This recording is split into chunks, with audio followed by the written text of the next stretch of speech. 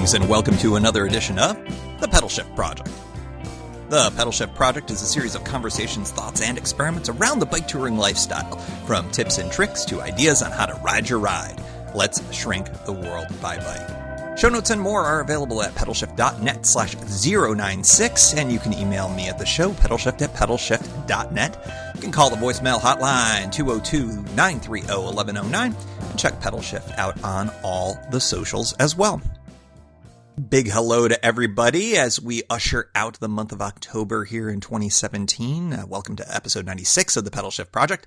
I'm Tim Mooney, back again for another week all about bike touring and all sorts of fun stuff around that. This is part 2 of a two-parter. That's how parts work, about my Fall 2017 Pacific Coast Bicycle Tour.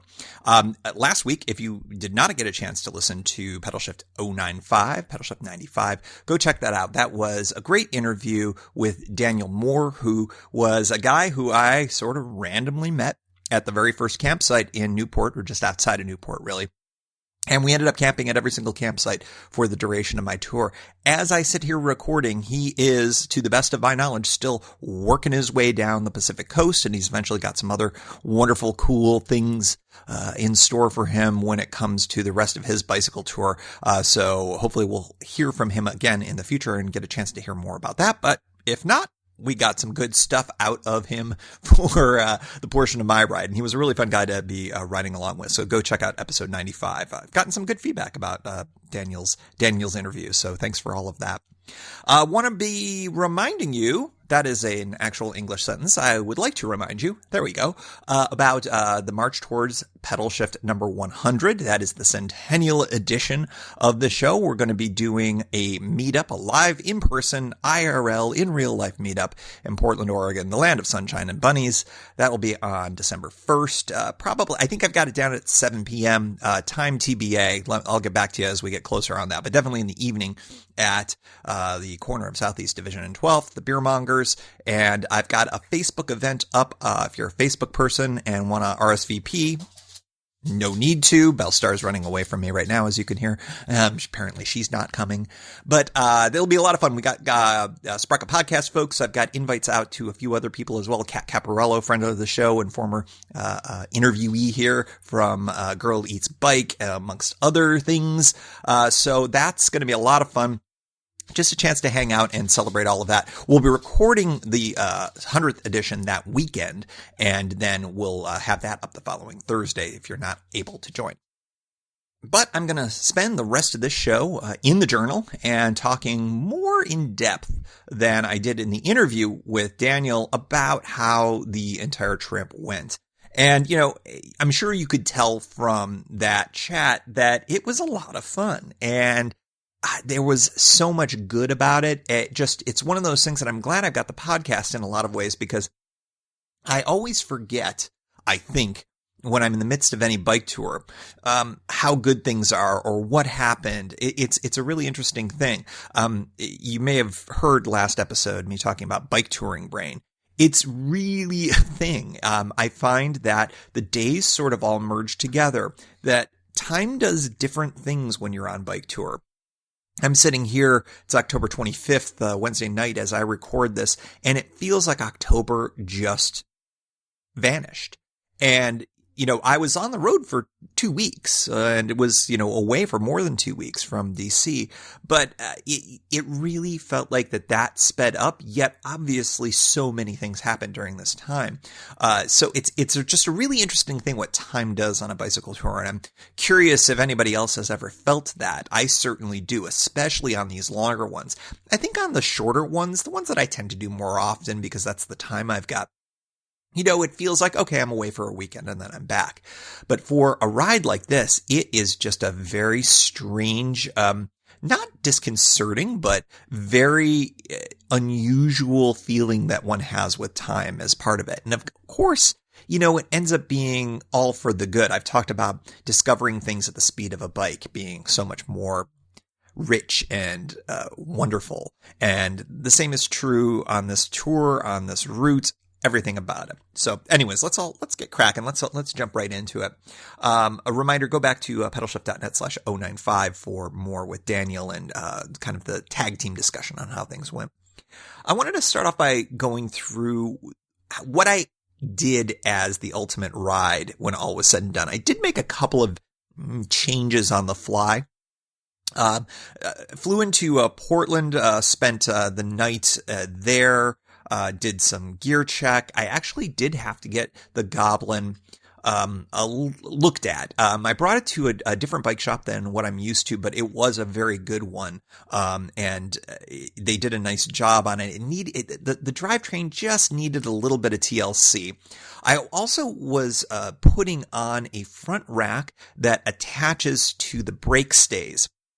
And I'd have to say that I'm glad I did it. I really liked having a front rack on the Goblin. I do have that on Sequoia, the bike that I have here in DC, which is kind of my bigger main touring bike. So it was nice to have that. But I had a devil of a time getting it on there. And as a result, I got a little bit of extra help from the bike shop in getting that installed. And that was super, super helpful and awesome. And I was really glad to have that. So once I had everything all set up, I did something that I've never done before, and that is I rented a car and drove to Newport.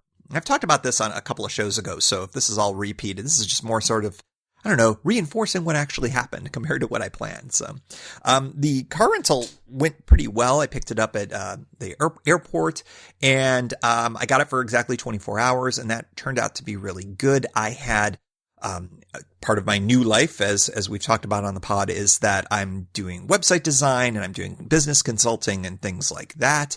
So I had a client that was really just getting up to the launch of not only her brand new business, but her website that I designed and built for her and all of that. So getting that all nailed down ahead of this trip was really, really critically important. So I found myself really racing till the last second to get that all done. And that ended up having an impact on my trip a little bit. So I'll talk about that in a second. But so I was working all the way up until the very end and then drove to Newport. And I had enough time to make it all happen. I was able to get my all the things that needed to get done. I had to ship a box off to Mysterious James on the other end of the trip just to make sure, just because I had a few things in my bags that I knew I needed to get rid of.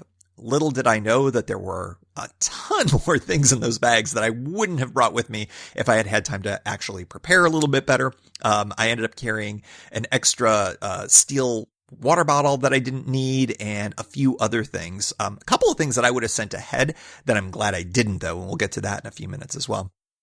But the drive to Newport was uneventful. It was really nice to get back out on the coast. It was great to have the really easy drop-off scenario, rebuilding all the bike together, putting the tire back on.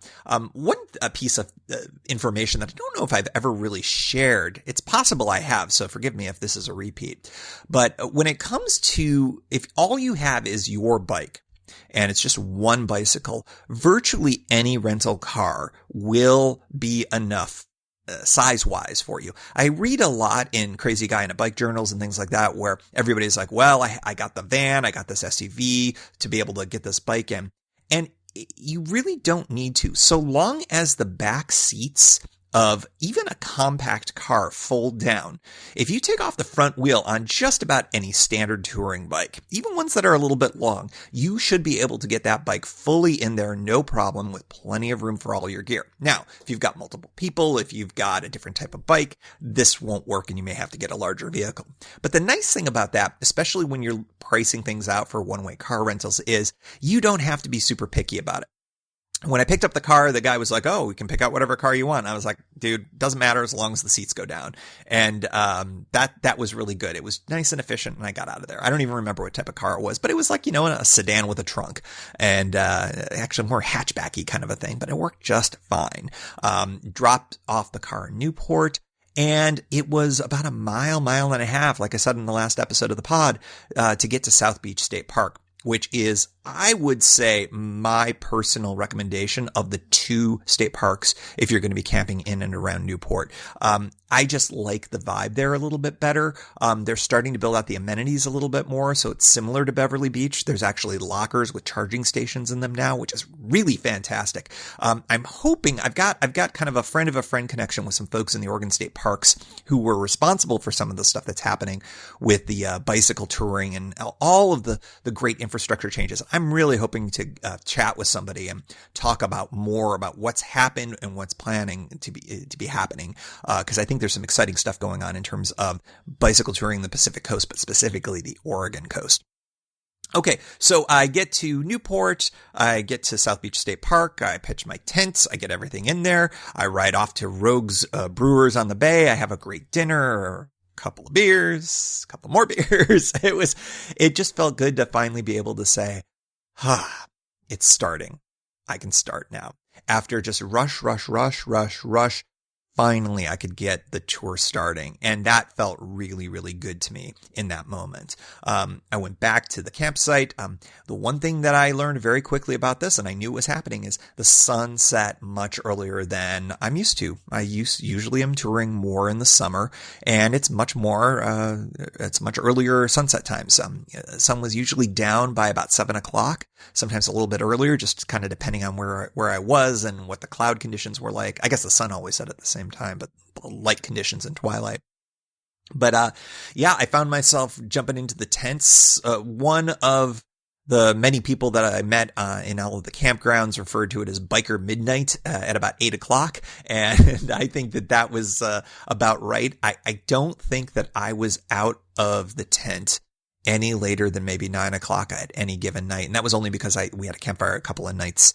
And that, for the most part, once it gets dark, especially if you've eaten dinner and everything else, might as well jump in the tent, because unless you're enjoying some adult beverages or sitting around a campfire, especially as it gets chillier out, it's kind of nice to get in there, get situated, maybe do some reading, maybe watch some stuff on your phone if you got. I had my tablet with me, all of that kind of stuff. So sometimes a little decompression in the tent is a good thing at the end of a long day. I definitely took advantage of that.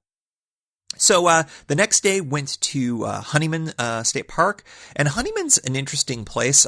It's always been the most social, I thought, or one of the more social ones, and ran into a couple of hikers who had been detoured off of the Pacific Crest Trail. And that was kind of interesting. There was also somebody in Newport that also was coming off that. So just interesting to see that cross-pollination of hikers and bikers. Normally, although they call them hiker-biker campsites in Oregon, I very rarely see hikers there. There is a Pacific Coast Trail that goes along there, or the Oregon Coast Trail, I believe it's called. And that's where a lot of people got moved to because of all of the wildfires. Wildfires definitely impacted how things went for the entire trip, and really from the beginning, just meeting these hikers who had been detoured and diverted.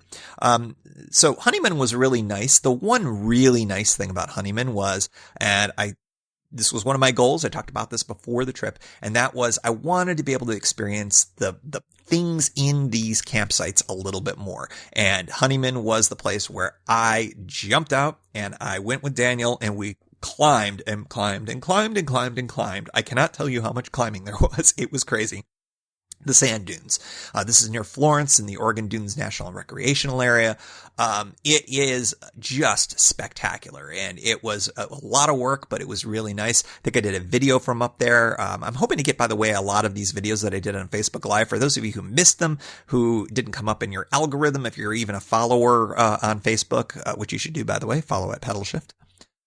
Make sure that those get up, and I'll get those into the show notes as well. They may not be, I don't think that they were the greatest things ever, but they were nice little mini updates as I went along, and I'm glad I had them. I'm glad I was able to connect with a few people live from the side of the road or from the top of a sand dune or whatever.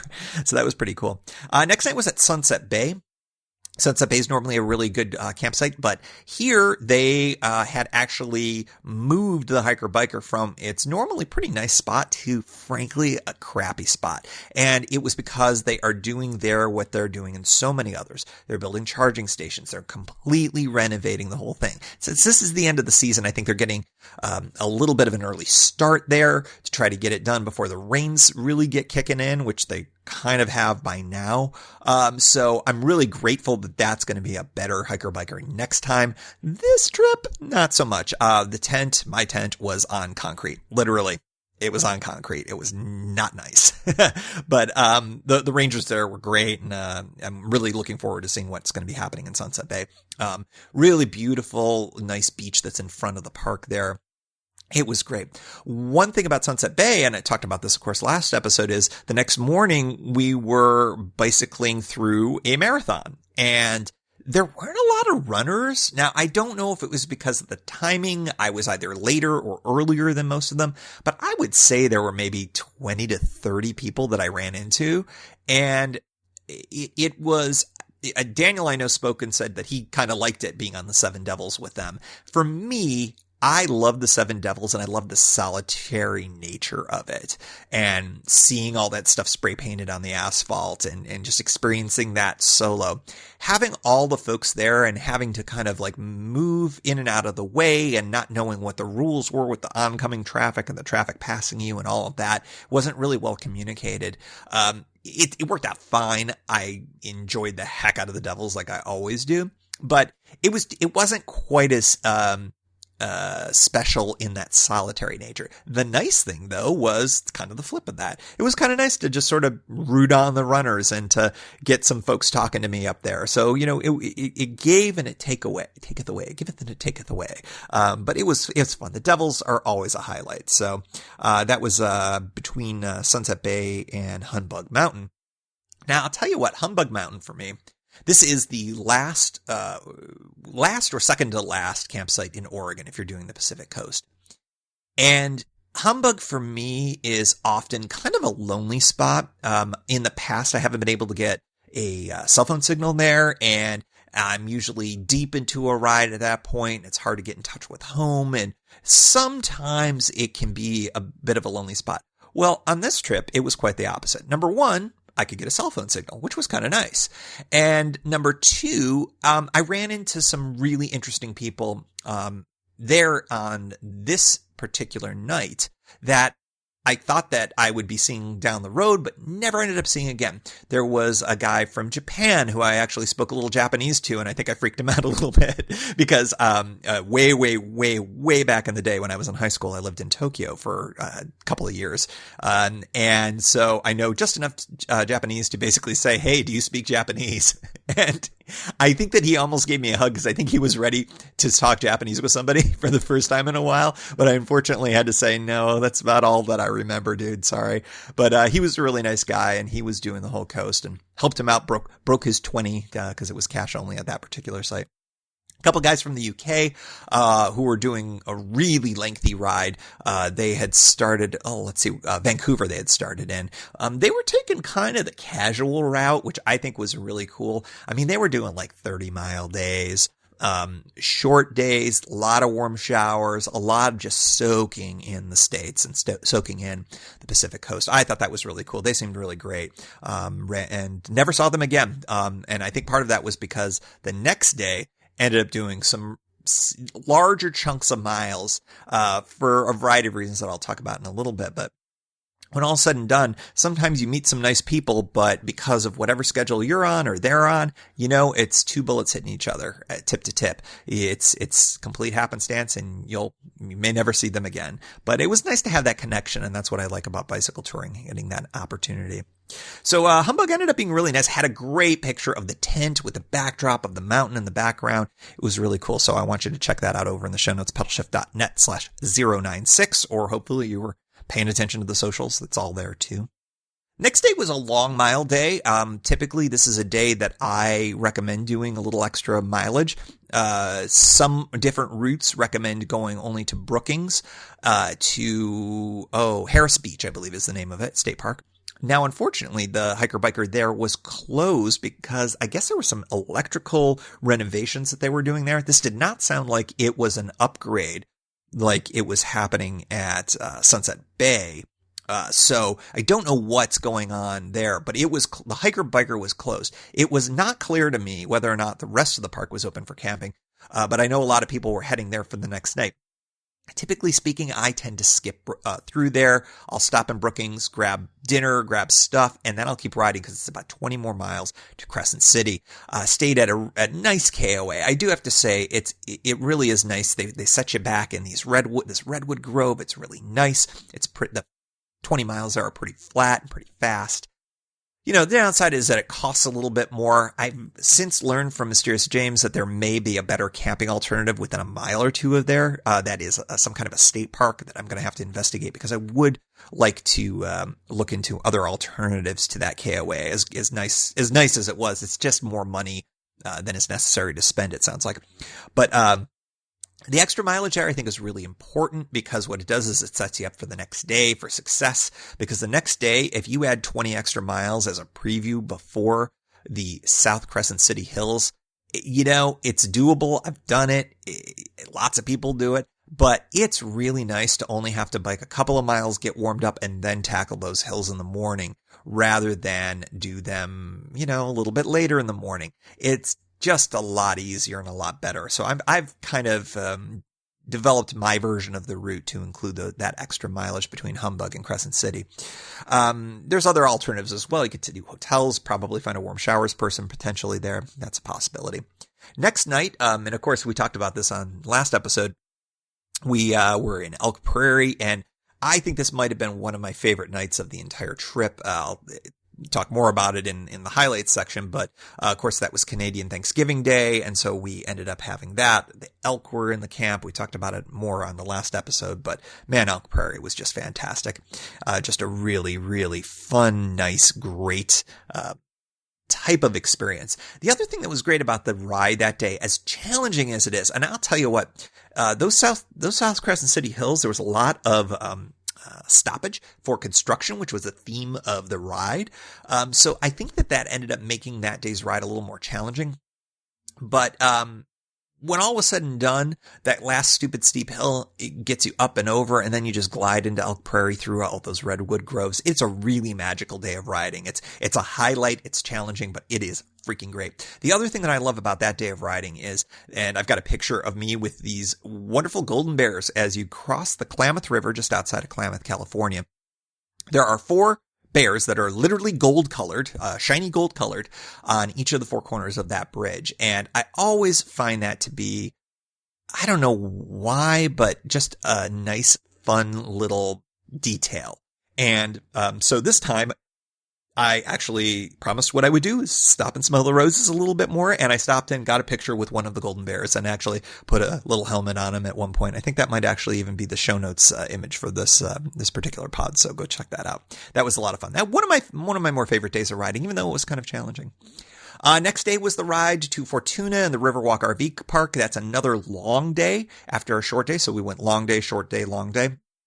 And these are all setting things up for good experiences. So Fortuna, I stay at the Riverwalk RV Park. Why? Good beer. You know, there's Eel River Brewing. Had a really nice dinner there. Hung out with Daniel. Had some beers. It was really fun. And then the next day's a short day. Not challenging at all. And it sets you up for kind of a quasi-zero day. It's about 30 miles of biking, but it gets you to Burlington Campground, which is just one of the most magical places on earth. I think I've used the word magical to describe this ride on a few occasions here, but it is so fantastic. You get there a little early. You get to rest a little bit more after doing some, 70-ish mile plus days. That can be a lot. So it also gets you set up for some of the more challenging days to come down the line.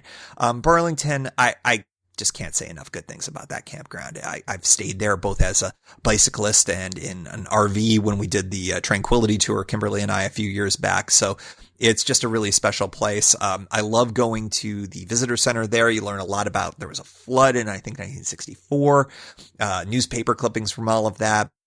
All sorts of information about the logging and how they used to log these redwoods by hand, and just amazing, amazing stuff. Another great thing about Burlington, they've added, because it's a very weak cell phone signal there, they now have free Wi-Fi at the visitor center. And I'll tell you what, finding the Wi-Fi was a really helpful thing in a bunch of these places. Daniel, as a result of not having a US SIM card, was really beholden to getting onto Wi-Fi to do a lot of things in terms of his connectivity. So it was nice because I was able to I discovered a few places where I normally don't really look for Wi-Fi. I get a bar and a half, 2 bars or something like that there. So I never am in the market for looking for Wi-Fi, but he found it there. So that was a helpful thing. And what's great about that is, you have access to Wi-Fi. You can really download all your podcasts. You can make sure you've got everything that you need on your phone or whatever, if that's how you're rolling and that's how you're riding. So that was really helpful there. Burlington Campground. I mean, there's 2 campgrounds on the Avenue of the Giants. That's the only one you want to mess with. That's the one. That is the one. Next day was a ride to Standish Hickey campground, and that's a pretty challenging day. Now, the one thing, and I didn't talk about this quite yet. I mean, I think we did last episode. How freaking cold it started to get. That night we dropped down to 36 degrees Fahrenheit. When you're getting that close to freezing, it's such a surprise, and it's so opposite. I kept saying that over and over again. It's opposite day. It's opposite day. Because normally I'm getting up at the crack of dawn from Burlington and trying to ride my little tail off as fast as I can while the morning is still cool and get past the hot box that is Garberville and the sun-soaked roads between there and Standish Hickey just to get the day over before it gets too hot. Well, this ride, it was exactly the opposite. It was too cold to get on the bike. So ended up waiting things out. I don't think I got on the road until 10:30, 11 o'clock, just because it was nice to just stay in camp and have a nice couple of cups of coffee, go over at 10 o'clock when the visitor center opened up and grab the Wi-Fi and download some more podcasts. I mean, just letting the whole place warm up a little bit was such a big deal for me. And ended up making the ride that much better. And that's the first of a couple of challenging days that actually closed out the rest of the ride. There's a lot of up and down that goes on between that section, the Avenue of the Giants, and basically the rest of the trip to San Francisco. So, you've got to be able to kind of time things. You got to pace yourself and you got to space these places out. And that's why at the end of the day, I ended up staying at Standish Hickey. Normally I resist staying there because frankly, it's a hot box and I don't like camping in the heat. It can be, well into the 90s when you're there during the summer, and it's just not comfortable. It doesn't cool off enough at night. This trip though, no problems. It cooled off just fine. And it was another cold night there, but it was fine. It was also where we were starting to get some more idea that there was smoke ahead from the wildfires in Sonoma County, particularly around Santa Rosa. And as we were starting to look at, the EPA has a website that actually shows where smoke plumes come from wildfires. And that was a really helpful thing. And it really spelled out what the situation was going to be like. I mean, I was hearing from people in the Bay Area how horrible the air conditions were, and seeing these plumes, knowing that this was going to be a potential problem going forward.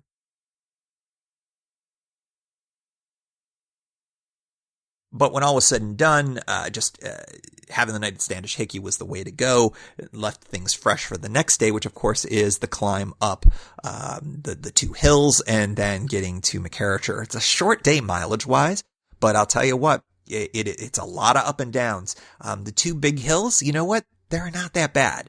I think I've said that a million times. They're the things that in a variety of guidebooks, they say, these are the tallest, this is the tallest spot on the Pacific Coast route, and Rockport Hill, which we all call Middle Finger Hill, and we know why, because it sucks, because it's steep and dumb, and anyways, they're not that bad when all is said and done. I would posit that the mere 15 to 17 miles that await you after you come down the other end of Middle Finger Hill, while beautiful, are really challenging. It's a lot of up and down, a lot of climbing, and it's a preview of what you got for the next several days. It's it can be really challenging. It's a really rugged coastline there going down. Beautiful, awesome, great challenge, but a preview of what's to come. And that day, that 40-ish or so miles is you end your day pretty tired when you're rolling into McCarricher, just to the north of Fort Bragg. The nice thing about McCarricher is not only is it a relatively short day, although challenging, is more beer. North Coast Brewing Company is in Fort Bragg, and there's a great little heavily rutted, not very smooth, poorly maintained kind of side trail that takes you all the way into Fort Bragg. But it's great because it goes right from the campsite there. And so I got to enjoy, I think, pizza. I think that was the first of the pizza nights there at North Coast Brewing, and had some nice beers there. That's a good place. And Fort Bragg's a great town. Fort Bragg, the next morning, woke up, and because of the nature of that being the last real big town of note before hitting the wildfire area, we ended up looking to getting a big breakfast, which we did at the Denny's, and then ended up looking for particulate masks, dust masks, whatever you want to call them. And there was a run on them. We got one of the last couple of packs of them at the hardware store that we went to. And I'm really glad that I got them there, because I did end up using mine later on. I'll talk about that in a few minutes. But when all was said and done, it was a testament to how everybody was dealing with all of this. It was a really big deal, and it was starting to impact north up there. One of the things that I forgot to mention in Fortuna is that one of the first results of the fire that really impacted us was that there was a severed data line that went along. It's AT&T, the carrier that I use for my phone. The data line that runs along Highway 101, and apparently the fires in Santa Rosa severed that line. All AT&T coverage north of the Bay Area went dark. So when I'm coming back from, that would have been the day that I went into Fortuna from Elk Prairie. I'm usually expecting to get a signal in Eureka. Didn't get one at all. And I was like, is something wrong with my phone? What's going on? And then later I found out that the fires had actually darkened out AT&T's entire signal in all of Northern California. What a crazy, crazy thing to happen. Getting back to Fort Bragg, we got our particulate mask. We were all ready to go, and we rode. And then that day was another long day. A lot of books will say end up going to Manchester State Park, which is a great alternative. There's a KOA there if you would prefer. There's the state park if you would prefer that. They're all on the same road there. But if you go an extra 20 miles, it's always an extra 20 miles, isn't it? You got Wallala and Wallala Point County Park. And I'll tell you what, that is a real gem. I recommend that. I recommend doing the extra 20 miles. It's a rough and tumble day, but of all of the miles that you've got left getting to San Francisco, or at least getting to, say, Samuel P. Taylor, that's the day to do the extra 20, because there are some rough riding days coming up there. So doing the 20 on the extra mileages on days where you have a little bit less craziness going on, that's when you'll want to do them, especially if things are spaced out properly. And that's why I think my version of the route, I recommend going to Wallala Point. Ended up having a good time there. Found out even more about the wildfires. Of course, there were people that were being evac'd. That was the first day that I saw people that were evac'd up there. And no smoke, although that was the beginning of Sonoma County right there. Sonoma County was doing some really good stuff, including giving free Wi-Fi to everybody just to stay in touch with folks. That was a really helpful thing, I thought. A lot of good-natured, good community stuff going on in the face of all these wildfires. So that was really good to see. After that, things were starting to, I was looking at only a couple of days left in the ride. The day from Wallala Point to Bodega Dunes ended up being a shorter day instead of being a longer day.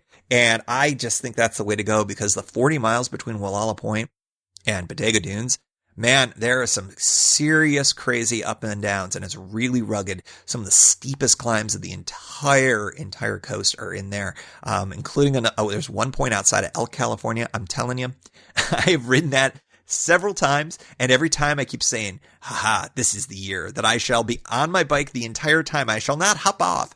And every year I get off the damn bike and I push it around this very sharp, super, super steep hill. I should take a picture of it. I may have a picture of it from the first time that I did it. It's just ridiculous. It is so dumb. And I've driven it before too. And it's just crazy how steep it is there. But being on a bike is just bananas there, especially fully loaded. So getting into Bodega Dunes, that's when we did the interview. You hopefully heard it, episode 95. That was last episode. Go listen to it if you haven't already. Had a great night there. And that was my final night camping, because I had decided, and I think I had talked about this before, that I was going to test out this cool fast forward from Point Reyes Station. It wasn't that I was, quitting out on the rest of my ride and didn't want to bike all the way to San Francisco or get another night of camping. But there were some obvious advantages. Number one, an extra night in San Francisco. My knee was feeling it a little bit, towards the end. Nothing that I couldn't have gotten over, but I really was intrigued with the concept of seeing what kind of fast forward was available from Point Reyes Station. I'll tell you what, it worked out like a charm. So it's this cute, cool little town that is in Sonoma County there. Actually, I'm sorry, no, it's in Marin County at that point. And there's all sorts of great amenities. You're about 5 to 7 miles away from Samuel P. Taylor State Park, which is traditionally the final campground before you're going into San Francisco. I would recommend you go there. You should at least experience it once. But if a fast forward is in your books, if you are a day behind, if you need to make up an extra day, if you need to get into San Francisco a little bit faster, this is an opportunity for you. It was about a 30 or so mile ride from Bodega Dunes to Point Reyes Station. A lot of up and downs, not fooling around kind of ride, challenging, not impossible, obviously. And there are a bunch of buses. It is $2, literally $2 to get yourself and your bike and your gear from there. And it's a traditional commuter bus. So, you're going to have to get all your gear off. You're going to have to carry it all on. You're going to have to get into a seat, all that other stuff. But there is a traditional kind of pull down commuter bus, bike rack on the front, or a metropolitan bus, usual kind of transit bus. About an hour later, I'm in San Rafael, which is, essentially suburban San Francisco in Marin County. And from there, you've got a bunch of different choices. You could probably even do a transfer, and maybe for only maybe it would be I would have to look this up. I don't want to say anything, but you might be able to just transfer or spend a minimal amount of money to hop onto another bus, and you'll have to transfer all your stuff over and get on that other bus and rehook your bike up again. That'll be a bus to San Francisco or anywhere else nearby as necessary for you. But what I wanted to do was, I wasn't going to be taking the Golden Gate Bridge. I did that so much on my California trip because I was going back and forth to Marin, driving, of course. But I was like, I've done the bridge a few times. I'd like to take the ferry. So it's about a 15-minute ride, all bike trailed, from the San Rafael Transit Center to the Larkspur Ferry Terminal. And it was just so great. The ride was, whatever. It was just sort of, bike lanes and whatever. But getting there, it was, I think it was a $13 ferry ticket. So obviously a little more expensive, but what a nice, fun, efficient ride. You get to see all the sights. You get to see the Golden Gate, the physical feature, the Marin Headlands, the Golden Gate Bridge. You get to go right by Alcatraz. I'm a huge fan of Escape from Alcatraz. I don't know why. I just like that movie. That jailbreak is fascinating to me. So every time I go by it, I'm always like, The Rock. But it was fun and it was cool. And it was a great way to sort of spell the unofficial end of the bike tour. And what I thought was really great was for, roughly $15 or so, I was able to fast forward to from Point Reyes Station in Marin County all the way to the ferry building on the Embarcadero in San Francisco. And from there, it was a short bicycle ride up to my friend Mysterious James's place. And that was just great. And it was exactly how I wanted my bike tour to end. And I'm glad that I was able to test that out because the bus route is really easy to find. It's really easy to use. Point Reyes Station is the furthest out point realistically from a bike tour. There is an Inverness stop, but you would actually have to go around Tamales Bay to get to that. And frankly, that doesn't make sense because you'd pass right through Point Reyes Station to get there. So Point Reyes Station makes the most sense if you're coming northbound or from north to south. So I thought it was a really cool test. You may recall in past years, a past tour, I had to call a tour early because I ran out of time.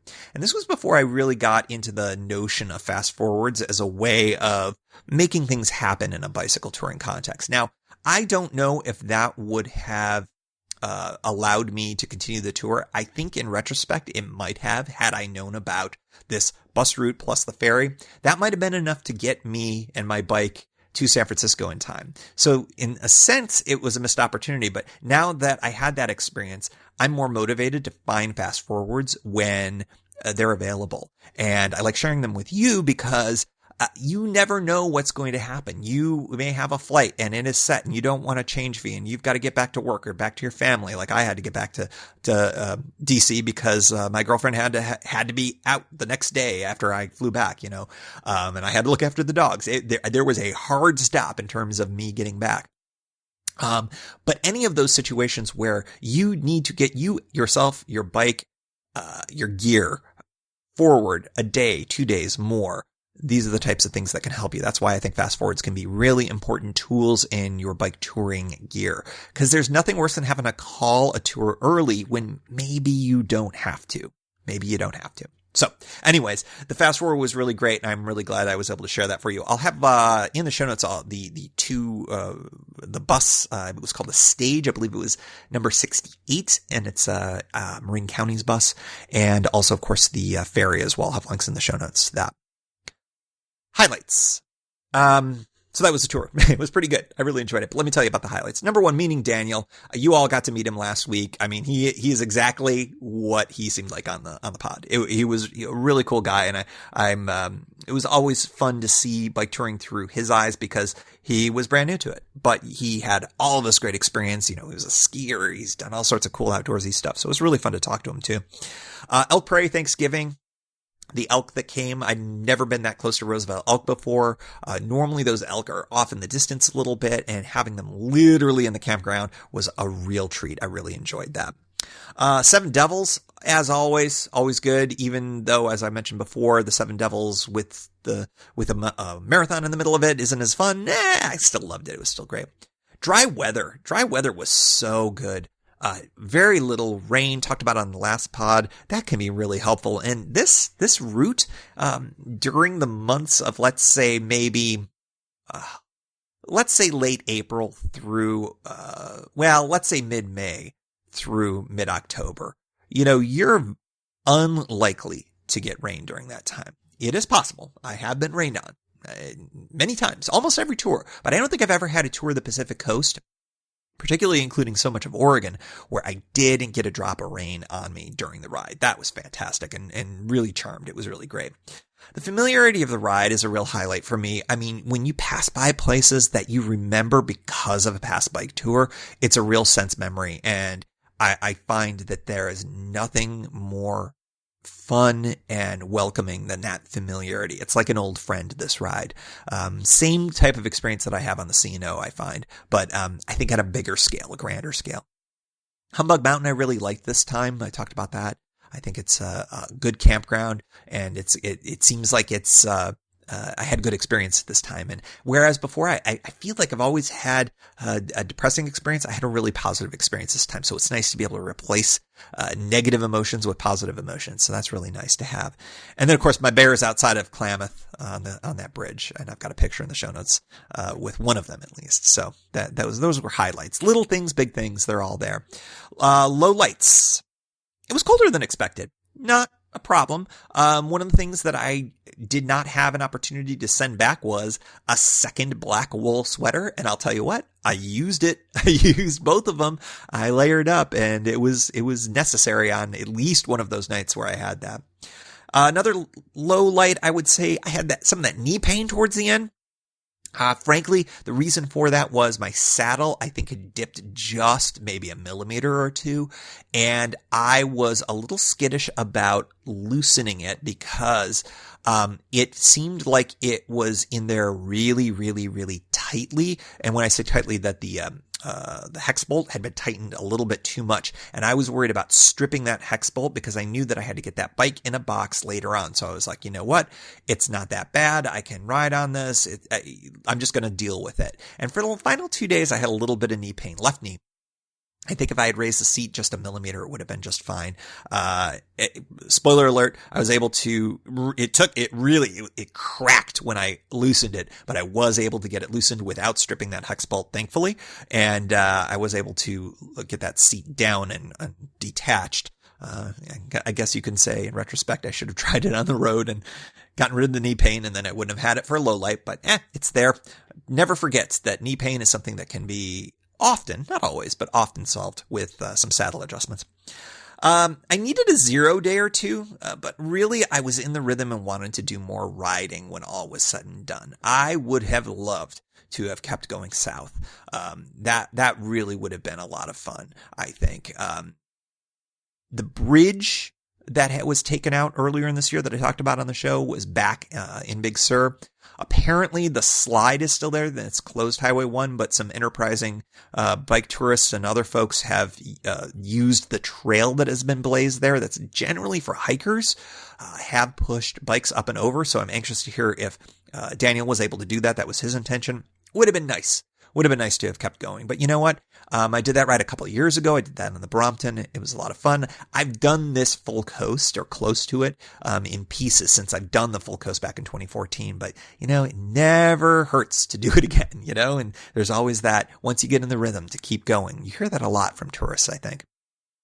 One other lowlight I'd say, and this has to do with my diet, I really started off very strong. I was eating lots of vegetables and stuff like that. Felt really good when I was doing that. And then towards the end of the ride, like so many of us do, I'm on sugar and junk by the end of it. And I really wish that I had been a little more disciplined. I needed more calories. Therefore, I went to sugar early.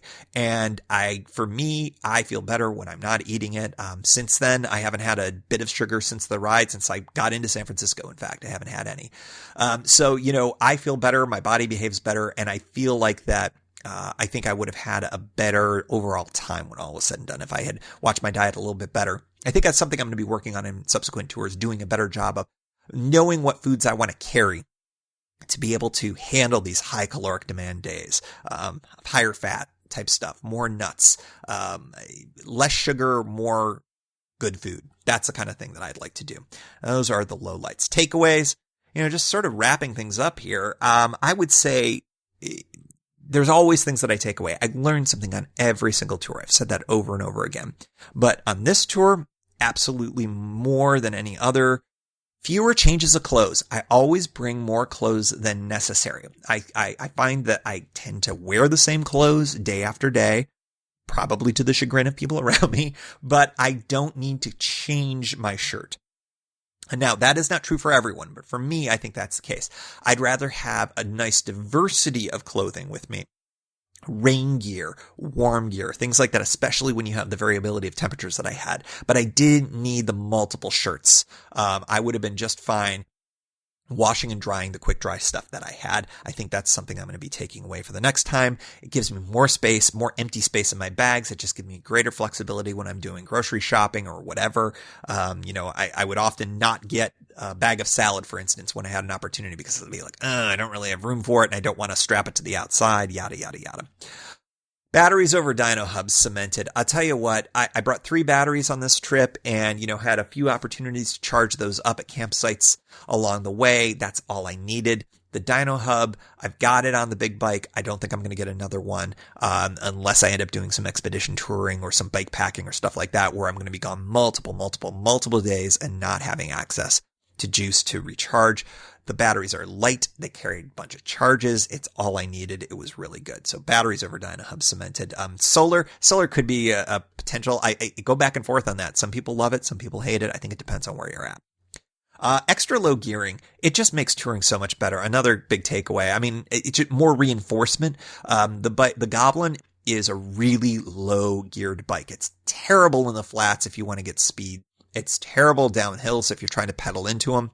Terrible is maybe an overstatement, but point being is that it is great to have a really low gear because there's always going to be a hill where you're really going to need it and want it. And sometimes maybe it's a hill that you don't necessarily need it so bad, but you just want it. You just want to spin away and crawl for a little bit. And sometimes that's just what you need. Sometimes you're going to have some headwinds, and I had a few headwinds on this trip. It's just nice to just say, yeah, you know what? I give up. I'm not trying to make speed here. Spin. So I would really recommend go back Gearing for Dummies podcast that I did and take a look at that because the lower your gear ratios, the better. It really is the best way to handle bicycle touring when you're going to be doing climbs. It's just so much better for you, especially if it's loaded. Kind of a corollary, hills are temporary. Just like any challenge in life, it may suck in the middle of it. You may wonder, why the hell am I doing this? Why do I do this to myself? But at the end, you get up and over it and you're glad that you did it. All hills are temporary, whether they're steep and short or big and long. And that's true of challenges in life. It was kind of a takeaway I had the other day when I was doing a little meditation practice. So I was like, oh, wow, life is like bicycle touring. So yeah, hills are temporary, and they're good for you too. There's a lot of time for side trips. This is another takeaway, but so much, I find I don't have time for side trips. Not a lot of time for side trips. And so I see a lot of guidebooks and a lot of potential itineraries with hey, go do this side trip. And I never do them. And I talk to a lot of people and they almost never do them. I know there's lots of people who do, but I find that when I'm bike touring, and I think the folks that I run into a lot, make the tour itself the centerpiece. Make sure you're stopping in cool places and good campsites, and make the tour the centerpiece. Don't worry about the lighthouse that's 2 miles off the beaten path. You know what? You're probably going to be able to see it. Unless you're really into lighthouses. I mean, make the tour what you want it to be, but make the tour the centerpiece. And that was a real big revelation for me and a big takeaway for this trip. Eating healthier pays dividends. Talked about that in the lowlights section. It really does. I felt better when I was eating healthier. And I feel better now that I'm back on the wagon again. So eating healthier. Pacing is super important. Another takeaway, doing an extra 20 to save yourself on a harder day following helps a ton. And that's why, for my version of the Pacific Coast route, I deviate from what other routes say, just because in my experience, it works better. And I think that pacing and spacing and focusing on places that you want to be rather than getting X amount of mileage in every day can be really good. Also, factoring in, you don't have to do a 0 mile day. You could do a short mile day and have kind of the same results. Never let it be said that a 0 mile day doesn't have real recuperative things. But if you could pace it down so that you've got a real short day and more opportunity to rest, you could still make some miles and still have a good rest in that day. So pacing, super important. Last but not least, I'll tell you what, I sort of knew this. I think we all know this, maybe intrinsically, but it sort of really crystallized for me. Lots of small climbs in a day, much more taxing than a few big ones. And I think that was really true for the last few days of the ride. It's very rugged, very up and down, very steep. And the amount of climbing data, the amount of elevation that you gain is so much more than some of the quote unquote big climb days. And the energetics of it are totally different. I found myself really spent at the end of the days where there's lots of little climbing. You listen to a lot of folks who do the Trans Am. What is the hardest part for them? The Appalachian Mountains and going through those states, the Ozarks, and Missouri and those states. Why? Lots of steep up and downs. Not big ones, not like the Rockies where it's one big long day of climbing and then you're down. It's multiple days of up and down. So I think that that's something to factor in anytime you're looking at a route.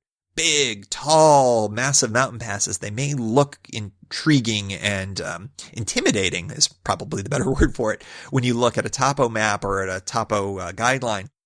But I'll tell you what, it's all those little ups and downs. Those are the ones that really get you. And that's a big takeaway for me, at least on this trip, and something that I'm going to kind of mentally bookmark a little bit more when I look at other routes down the line. So overall, I love this trip. I do this trip almost every year. You hear about me talking about this trip almost every year, and you're probably going to hear about me talking about some section of the Pacific Coast in 2018. Maybe a lot. I don't know.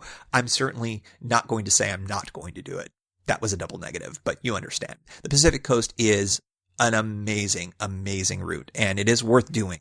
And it is worth tackling, and it is a great challenge, and it is worth every second of it. And I really, really hope that my storytelling for all of this helps you get a better understanding of what it's like if you haven't done it before. And if you have done it before, I hope I was able to bring you back just a little bit, just for a second. And we like to close out the show, as with every show, with a big thank you to every member of the Pedalshift Society. If you like what you hear, you can help keep this show listener supported. $1, $2, $5 a month. We got opportunities there at pedalshift.net/society. On to the society. Ethan Georgie, Kimberly Wilson, Caleb Jenkinson, Cameron Lane, Andrew McGregor, Michael Hart, Josiah Matthews, Keith Nagel, Brock Dennis, Thomas Skadow, Seth Krieger, Marco Loeb, Terrence Manson, Noah Schroer, Harry Telgadas, John Sikorsky, Richard Killian, Chris Barron, Brian Wren, Mark Van Ram, Brad Hipwell, Paul Mulvey, Stuart Buchan, Todd Stutz, Mr. T, Roxy Arning, Nathan Poulton, Harry Hugel, Stephen Dickerson, Vince LaGreco, Ruth DeVorsey, Michelle Miller, Matthew Lewis, Michael Baker, Billy Crafton, Paul Culbertson, Scott Culbertson, Matt Perry, Danielle Jepson, Cody Florshinger, Tom Beninati, Bobby Ruppel, and new to the Pedalshift Society, Roy Everett. And thank you also to all anonymous and past contributors for helping make this show happen. Thank you for joining. You can find Pedalshift at pedalshift.net for more great bicycle touring content.